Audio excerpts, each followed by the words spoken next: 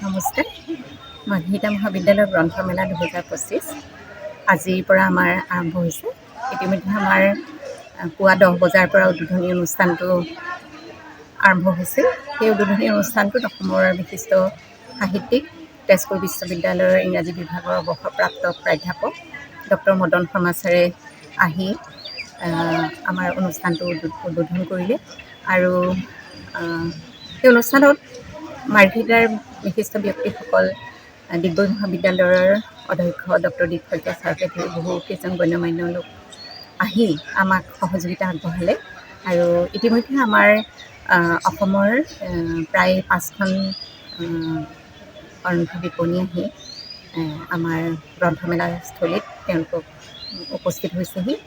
আৰু আমি আশা কৰিম মাৰ্ঘেৰিটাৰ বাসী ৰাইজে আমাক সহায় সহযোগিতা আগবঢ়াব। আৰু এই অনুষ্ঠানৰ লগত সংগতি ৰাখি আমি কেইবাটাও শৈক্ষিক অনুষ্ঠান ৰাখিছোঁ। আৰু কাইলৈ আৰু পৰহিলৈ আমাৰ সাংস্কৃতিক অনুষ্ঠানো আছে। গতিকে মই সকলোকে আমাক সহায় সহযোগিতা কৰিবলৈ অনুৰোধ জনালোঁ।